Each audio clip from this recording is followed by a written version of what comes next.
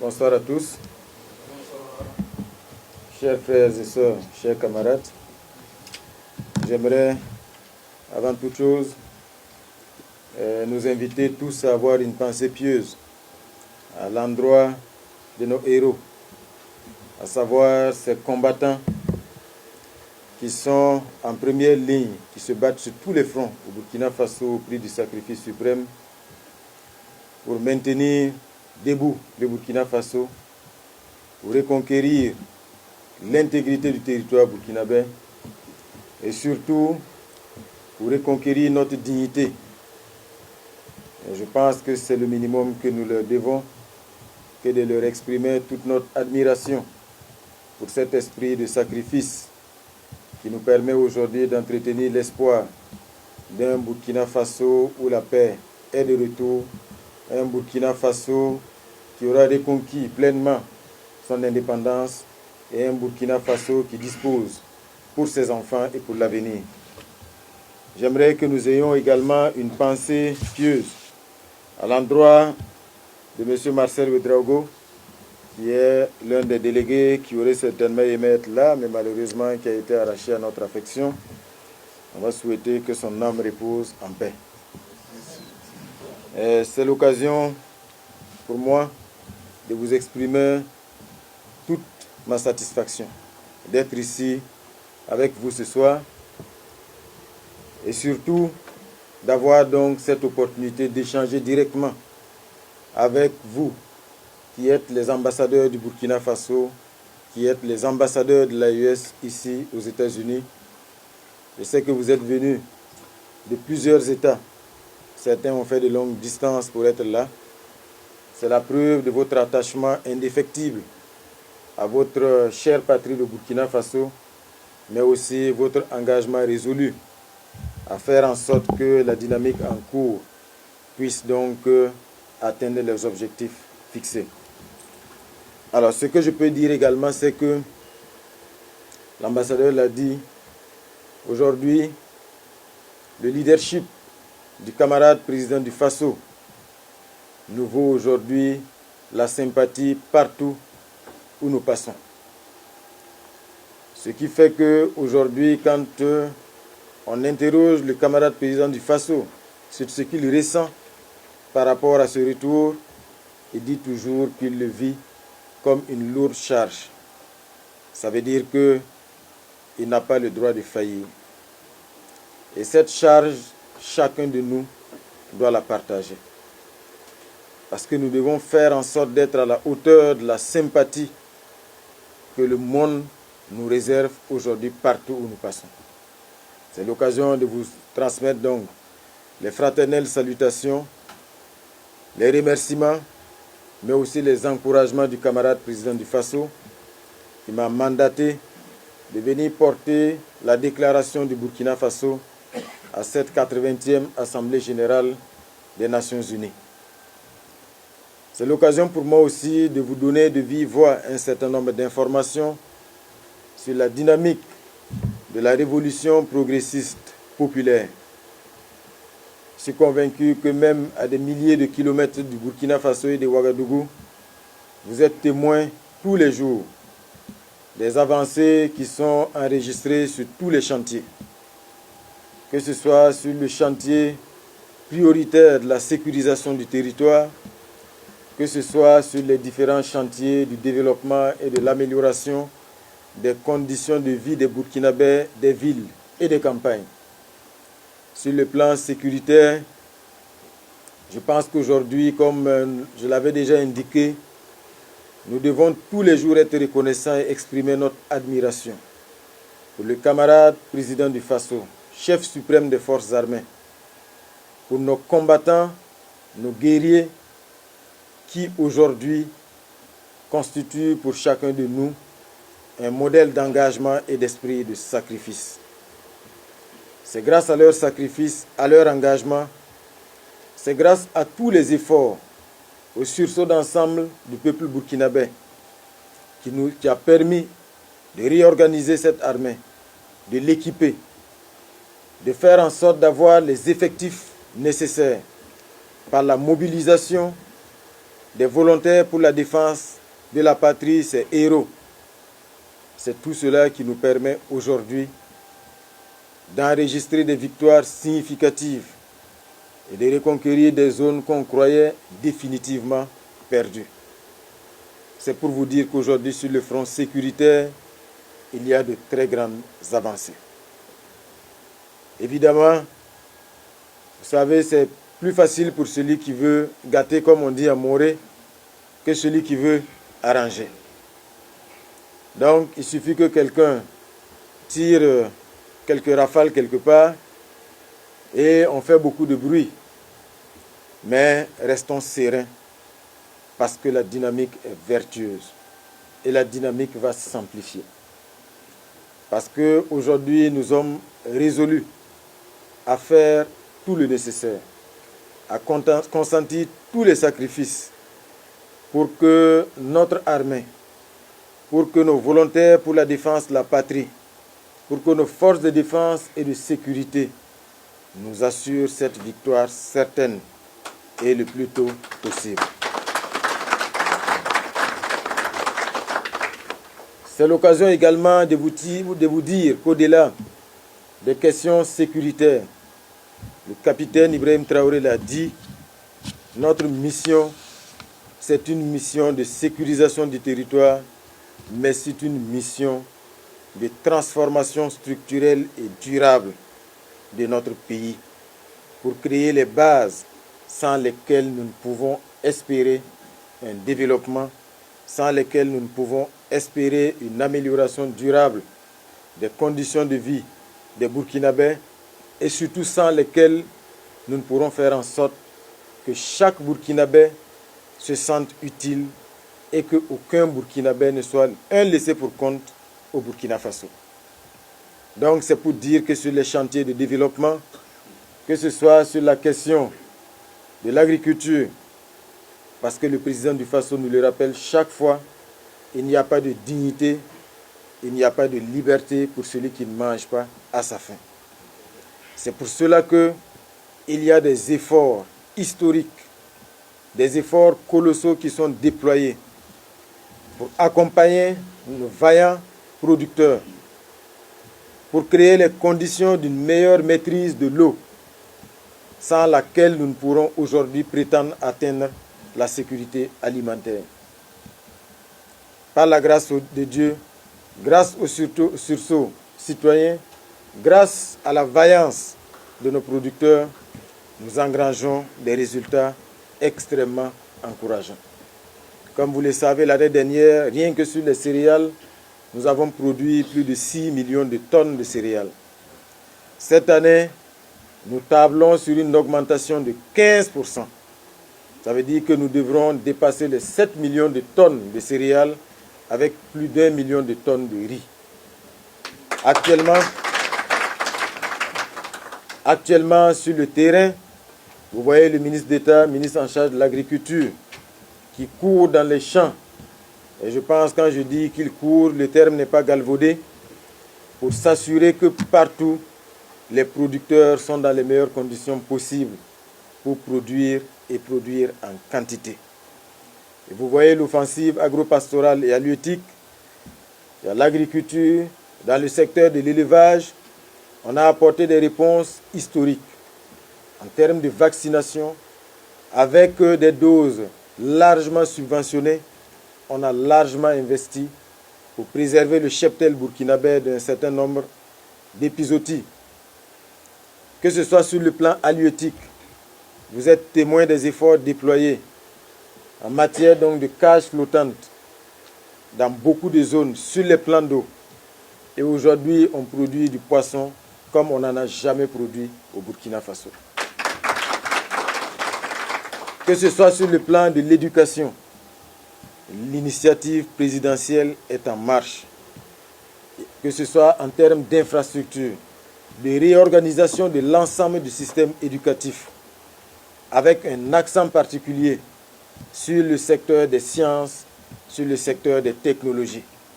C'est pour ça d'ailleurs qu'il y a un ministère en charge de l'enseignement secondaire, de la formation professionnelle et technique.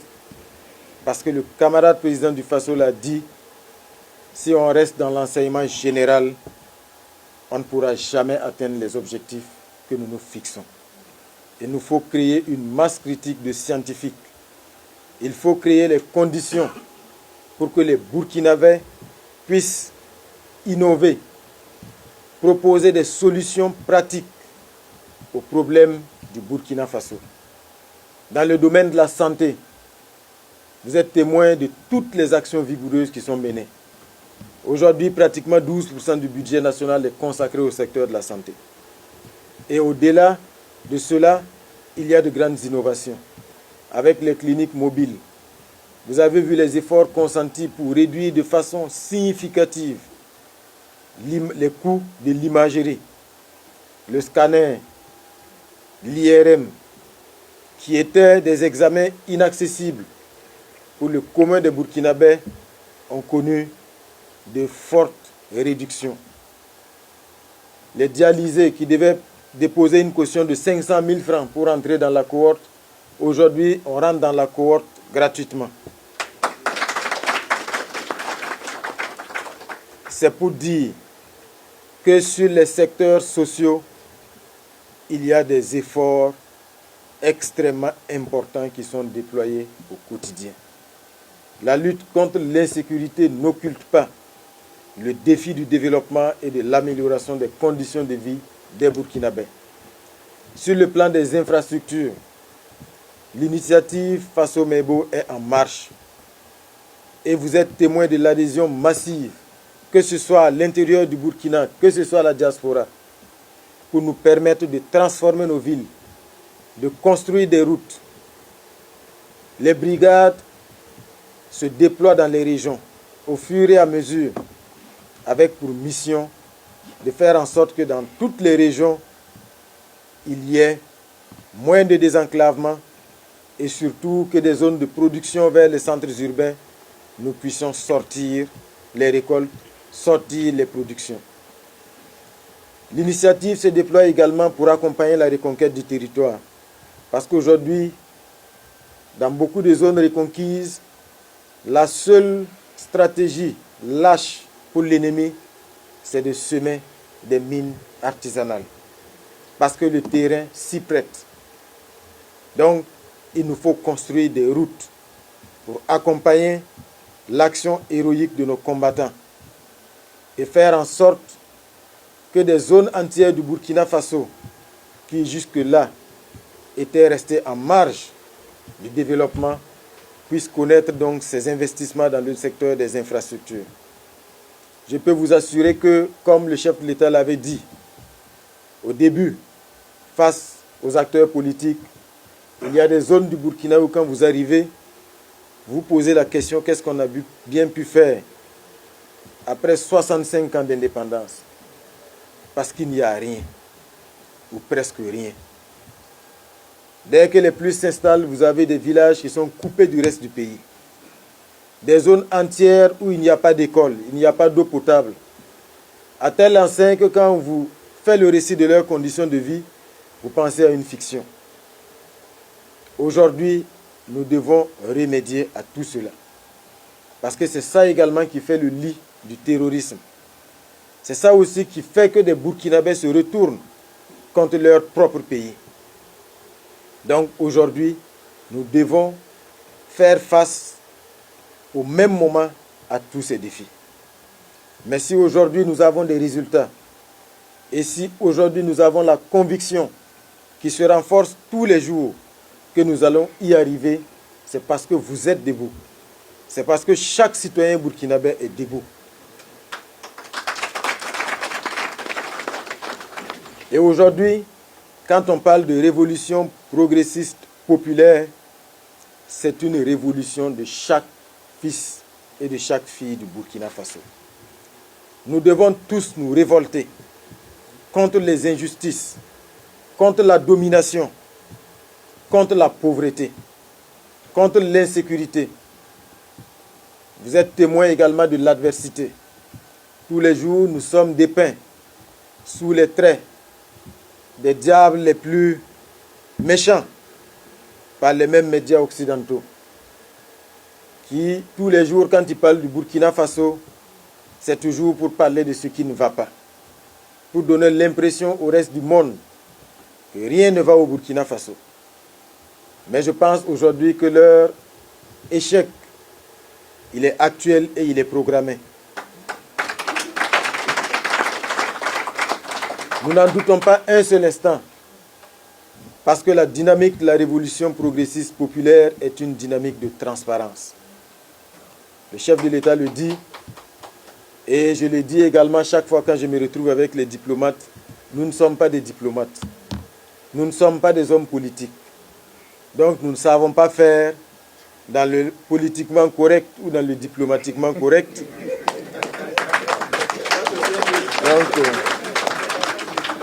Donc nous disons les choses telles qu'elles sont.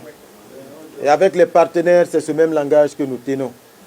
Quand on est d'accord, on leur dit qu'on est d'accord. Quand on n'est pas d'accord, on leur dit tout simplement qu'on n'est pas d'accord. Et pour finir, c'est vous rassurer, indépendamment de toutes les sirènes qui annoncent l'apocalypse, que le Burkina Faso non seulement tient debout et que nous sommes engagés pleinement à fond derrière notre leader, le camarade président du Faso, dans la dynamique révolutionnaire pour faire en sorte que nos enfants soient fiers de nous, que nos petits-enfants soient fiers de nous, parce que nous aurons mené avec courage, avec audace et dans un esprit de sacrifice le combat qu'il faut, au moment qu'il faut, pour nous affranchir de toutes les formes d'asservissement. Je le dis souvent, nous ne sommes pas venus ici, aux États-Unis, pour quémander.